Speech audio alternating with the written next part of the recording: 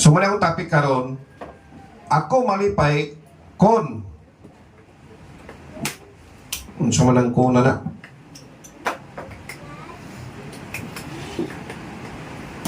Gusto ba sa Diyos nga kita malipay? O ni siya. Gusto ba sa Diyos nga kita malipay? Sometimes kang kistuhan mo na yung ubang tao, may ngumagod, sukad na kistuhanon ko, grabe na magpagsulay. Sige lang kung mugot ini, nagpait na manong ko, daghe bawal. Gusto ba sa Diyos nga kita malipay? Sumala pa diri. 1 Thessalonica chapter 5, 16 to 18, pagkalipay kamo sa kanunay, pag-ampok kamo sa walay paghunong. Verse 18, pagpasalamaton kamo sa tanang higayon, kay kini mao ang pagbuot sa Dios diha kang Kristo Jesus alang ka ninyo. So ang Ginoo nagaditungwa siya nga iyang magkatawhan mahimong malipayon nga lagad sa iya. Malipayon ba ta? Amen. Malipayon ba? Paano sila problema? So nagatingwa yung Ginoo. Oh, malipayan kasi ako, sigpakpak.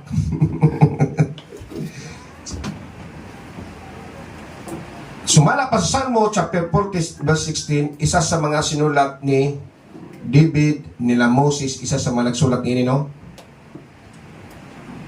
Apan magmalipayon ug magsadya unta ang tanan nga mudangop kanimo. Ang tanan nga mapasalamaton sa kaluwasan nga gikan kanimo, mingon unta kanunay pagkagamhanan sa Ginoo. Sumala pa diri, tanan mga lagad sa Ginoo, dapat naga-appreciate ka sa mga panghitabo sa imong kinabuhi. Apan magmalipayon og magsadya unta ang tanan ang mudangop kanimo. Ang tanan magpasalamaton sa kaluwasan nga gikan kanimo. Moingon unta kanunay pagamhanan sa Dios. Bot pasabot ang kaluwasan nga gitanyag ni Jesus sa atong kinabuhi, dapat mo nay maghatag kalipay. Panahon na dunay kay problema, panahon na dunay kay mga kalisdanan sa imong kinabuhi, huna na pag-ayo ang kaluwasan nga giopos sa Ginoo sa matag usa ka nato. Amen. Pagpangin ng Ginoo. Amen. Sa ingon niini kinahanglan kamo usab magakalipay og magakalipay uban ka nako. Sa Pilipos ang sulat ini si isa sila sa mga disciple. So bot pasabot siya ingon niini kinahanglan kamo usab magakalipay og magakalipay uban ka nako. Pagkalipay kamo kanunay diha sa Ginoo, usbon ko pag-ingon pagkalipay kamo sa Pilipos na nakasulat. So ato makita no, sila naga-encourage sa mga katawhan sa Dios kay di jud lalim mga lagad sa Ginoo. Di jud lalim. I-enjoy nimo ang papangalagid sa Ginoo hantod siyang pagbalik. Gusto pa sa Dios na kita malipay? Gusto mo pag no? Gipadala sa Dios ang iyang buktong nga anak aron kita makabaton og dagkong kalipay. Lucas chapter 2 verse 8-11. Apan nganong daghan man ang dili malipayon sa pamalagad sa Ginoo. Sumala pa dino, busa inon ko kamo, ayaw na kamo pagkabalaka bahin sa inyong kinabuhi. Kung unsay inyong kanon o unsay inyong imnon, o bahin sa inyong lawas, kung unsay inyong ibisti, dili ba ang kinabuhi labaw pa man kay sa kalanon, o ang lawas labaw pa kay sa bisti. Subot pasabot ginadasip ta ini. Ibutang sa imong unahuna, no? Sige niya, ayaw mo kabalaka sa inyong kinabi kung unsa inyong kanon, unsa inyong imnon, o bahin sa inyong lawas kung unsa inyong ibistri. Dili ba ang kinaboy labaw pakay sa kalanon o ang lawas labaw pakay sa bisti. So ayaw kabalakin ang mga butangan na kay lumalabay lang na. Sumapre sa Matthew 6:25. Sometimes kita mabalaka to no, nabiyugan ng wala tay kwarta. Apan nganong gidaghan man ang dili malipayon.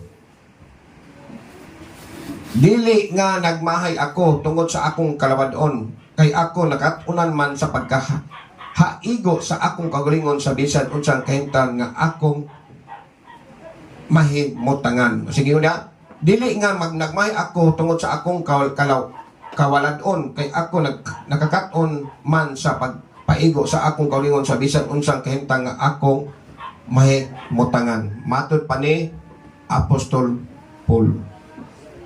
Kabalo siya mo paigo siyang kagalingon bago magpait siya, dili siya magpa-epekto. Ang adunay ispahanong una-una malipayon. Sumala pa rin yun. Ayaw kamo kabalaka mahitungod sa binsan unsang butang. Hinunua sa tanang butang, ipaibulong ninyo sa Diyos ang inyong mga hangyo pinagi sa pag-ampok o sa pagpangamuyo uban sa pagpasalamat. Kinahanglan ang Kristohanon mo ampo yun. Pinagi sa pag-ampo o sa pagpangamuyo uban sa pagpasalamat. Sa tanang butang mahitabo, no, kinahanglan mag-ampo kas Ginoo, kinahanglan kag communication. Di lang Domingo lang kutob mga minaw kasulo, kinahanglan mo basa kag Biblia. Amen. Bis in the Bible yun karon. Ang tinod nga kalipay dili makita.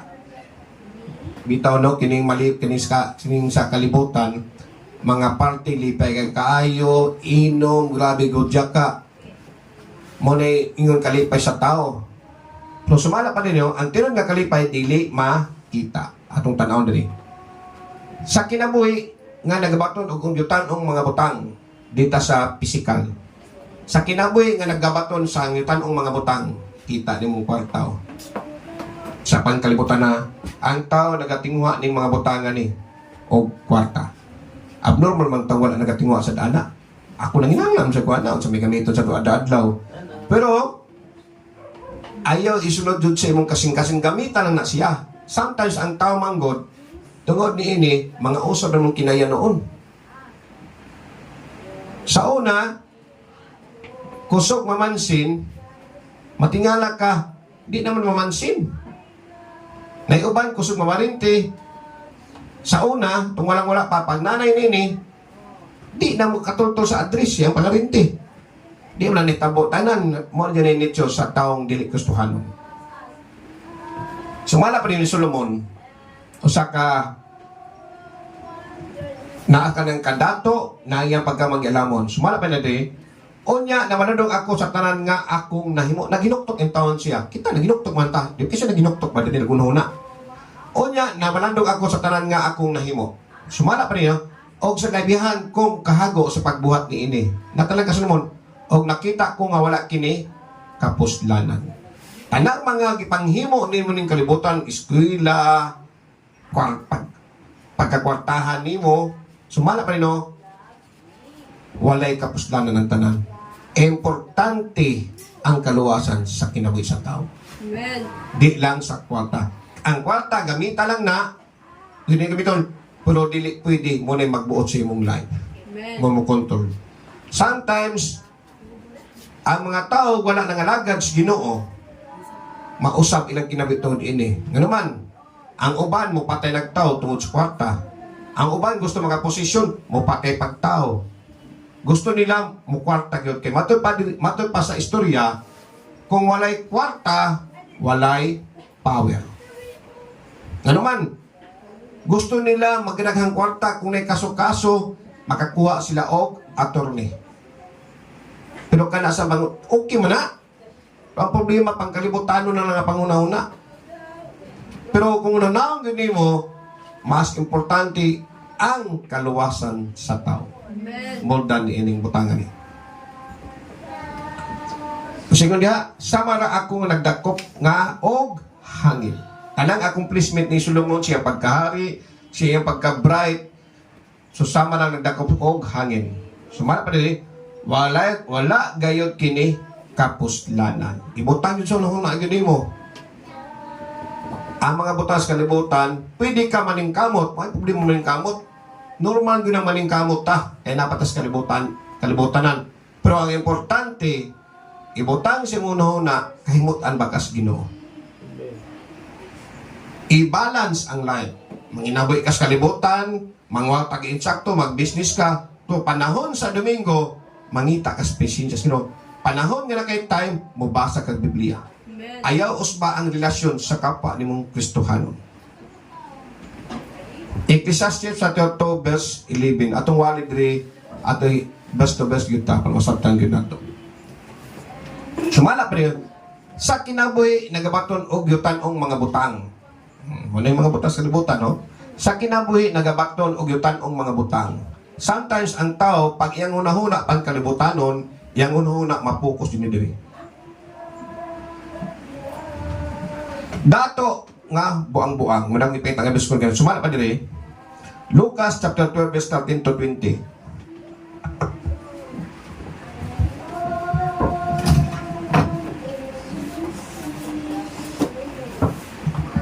Lucas chapter 12 verse 13 to 20. Wala ko itan butang diri taas-taas basahon. Sumala pa din no. Lucas chapter 12 verse 13 to 20. Sumala pa diri. Unya may usa ka tawo dito sa pundok nga miingon kaniya, magtutudlo. Sulti ang akong igsuon nga bahinan ako niya sa katigayunan nga gibilin kanamo sa among amahan. Tama. Si Jesus mitubag kaniya, kinsa may naghatag kanako katungod sa paghusay o pagbahin sa katigayunan tali kaninyong duha.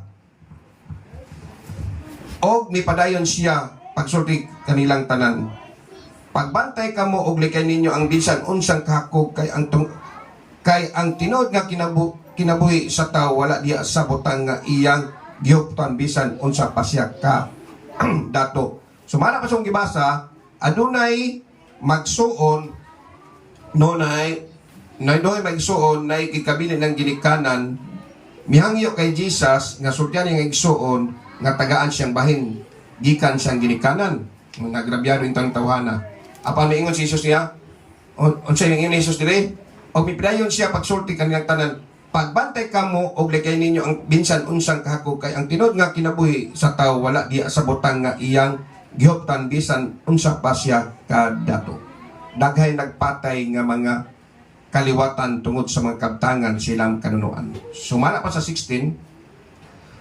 Onya misigulon si Jesus kanila niining sumingaya. Dahil usa ka dato nga may yuta nga maayog abot na malandong siya. Wala na ako'y kabutangan sa tanan kong abot. Unsa may angay kong buhaton. Akini mao ang akong buhaton. Mingon siya sa iyang kaugalingon, gubon ko ang akong kamalig ug magtukod ako ug mas dako diin akong tigumon unya ang abot ug ang uban kong mga kabtangan. Unya moingon ako sa akong kaugalingon, pagkabulan nimo anaan na kanimo ang tanang mga butang nga imong gikinahanglan alang sa daghang katuigan. Pagpayahay na lang kaon inom paglipay. Apan ang Diyos ngayon kaniya, uy buang ni ini gayong kaduhuna mamatay ka. Unya kinsa may kapaligiyas ni anang tanang butang nga imong gitigom alang sa imong kaugalingon. So akong gibasa ganiya, nakita ninyo na usa ka dato daghay kabtangan o sumala pa sa Biblia ginganlan siya buang ni Jesus Christ. Natanan siya iya, gusto niya magtigom siya, matupan niya ang iyang budiga, i-extend niya, tapos mag-inom na lang siya, magkaon, magminyo siya, payay siya, matupan ni Jesus Christ. Sumala pa niya gingon, buang. Hindi na siya buang, hindi na siya nga, di lang ko ito bang imong kinabi, di siya manag-iyan mo ng imong kabtangan. Bot pasabot nga giwaglingan ni Jesus Christ ang matag usa ka nato, no? Kinahanglan ang atong kinabuhi, no? Mo-focus ta diya sa mga spiritual. Amen. Sumala pa diri. Mark 8:36, Jesus continued teaching the crowd. And what do you benefit if you gain the whole world but lose your own soul? Is anything worth more than your soul? Sumala pa rin, no? O siya dahil makuha ni mong benepisyo kung maimo ang kalibutan apan ang imong kalag malaglag. Ang pinaka-importanting bililyon magid ang kalag sa tao. Importante gyud ang kalag. So ang pingan nato atong kalag. Ang pingan nato ang atong kalag, no, nga dili madto sa imperno. Mark chapter 8 verse 36-37. Muna yun, no? For what shall it profit a man if he shall gain the whole world and lose his own soul? Kung saan di man kung nito mo kalibutan pero yung kalag malaglag. Sinsilyo ang gikatkat. So, muna, no? Importante yun, no? Ibutang sa itong una-una, no? Di ta ma-discourage sa pangalagad, no? Padayon tang basag Biblia, muatin ta og mga bulaton sa simbahan, musuporta sa ministry sa Ginoo. Sa kinabuhi, nagbaton og yutan-ong mga butang. Sumama pa nino? Sa iglesia sa Laodicea. Kay ikaw magkanayon, ako dato, ako maswagon og walay nakulang kanako. Sa walay pagpanghibalo nga ikaw alaot, makaluoy kabos buta og hubo. Pinadayag chapter 3:17, Revelation 3:17. Unsay bot pasabot ini? Adunay mga tao maingon, uy pagkabulahan nimo kay anak kas dato. Ang imong ginikanan okay kaayo. Wa hayahin lang ka. Kay imong papa engineer, ang imong mama maestra, nana kanimo ang tanan. Pasugdan kay ikaw. O sige na, sa walay pagpahibalo nga ikaw alaot, makaluoy ka bus buta o hubog. Kung naan mo ang tanan, pero wala ang kaluwasan, nga kita niya di kisos yung kinabuhi, susama kini, alaot, makaluoy ka bus buta o hubog. Wala gihapon ang tanan. Si kinahanglan, importante yun ang kaluwasan gitawag ni Jesus Christ. Kay kanang tanan, mga posisyon, mula lumalabay lamang. Ang tinod nga kabay dili makita sa material nga mga butang. 1 Timoteo chapter 6 verse 9. Sige ni, apan sila nga mahiak, apan sila nga maikagon gayod nga mahimong dato mga hulog ngadto sa panulay, ngadto sa bitik, ngadto sa dagang binuang ug makadaot nga mga pagpangibog nga nagaunlod sa tao ngadto sa kamadin og sa pagkalaglag. Unsa pasabot ini? Apan sila nga maikagon gayod nga mahimong dato, grabe paningkamot. Mahimong dato mga hulog ngadto sa panulay, ngadto sa bitik, ngadto sa dagang binuang magadaot nga mga pagpangibog ug nagaunlod sa tao ngadto sa kamatayon og sa pagkalaglag. Pwede nimo iato sa spiritual kung saktiral ang mga tao 24 hours di na mga tulog, no? Grabe paningkamot, nag-iingon ako si Muha, ang uban mangilan nagtao. Ang uban mo patay nagtao para makuha ni ang tanan. Ang iyang sometimes maato sa kamatayon, mapreso, ang uban patyon. O ando tayo spiritual, pwede siya mamatay diya. Siya spiritual sa pagkalaglag. Sumala kayo. Ang tinod nga kalipay dili makita sa pagka masinupakon. Kung si pakiro ka, wadyo kay kalipay. Matthew chapter 7, 21 to 23. Dili ang tanang mag-iingon kanako, Ginoo makasulod sa ginaan sa langit. Kundili ang nagtuman sa kabuton sa akong amahan nga anaa sa langit. So muna na kaingon diya sa Matthew 7, 21, 23. Aron kita malipay, unsay buhaton nato? Magabaton sa insaktong kinaiya o paningkamot kinahanglan sakto gyud kinaiya. Unsay tawag ang kinaiya? Maayo kag batasan, mo respeto ka sa isig isa. Og ubanan nimo og paningkamot. Wan dili wa kay batasan, wala diri paningkamot itabo si mo. Dapat ubanan mo paningkamot og sakto kag pamatasan kapwa tao. Matthew 6:33, apan mo'y unahan ninyo pagpangita ang gingharian o pagkamatarong gikan sa Dios. Ug unya kining tanang mga butang nga igadugang ra kaninyo.